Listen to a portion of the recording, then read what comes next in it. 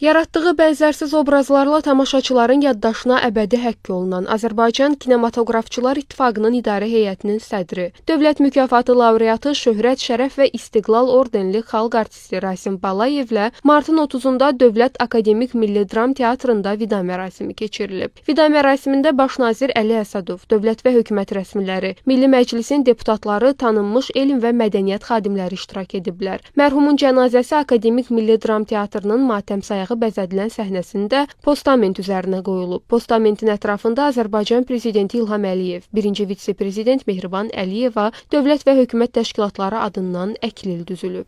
Xalq artisti Rasim Balayevin həmkarları, dostları, tanınmış mədəniyyət və incəsənət xadimləri, mərhumun sənətini sevənlər teatrın binasına gələrək unudulmaz aktyora son borclarını veriblər.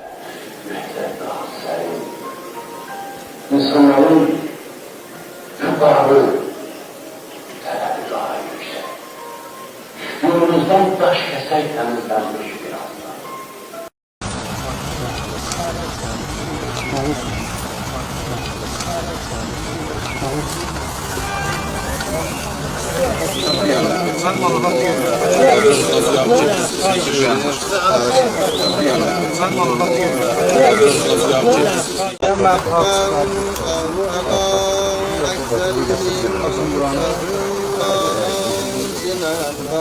Götür ver.